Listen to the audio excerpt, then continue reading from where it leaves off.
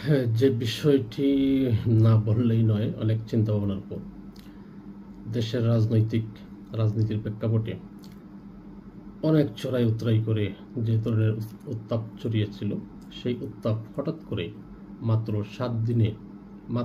৭ দিনের মধ্যেই বাংলাদেশের রাজনীতির গতিপথ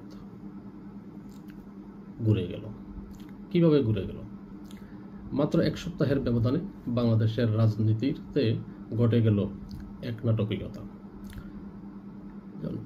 ঈদের আগে দিন ৬ জুন হঠাৎ করে দেশ নির্বাচনের সময় নির্ধারিত করে অন্তর্বর্তীকালীন সরকার।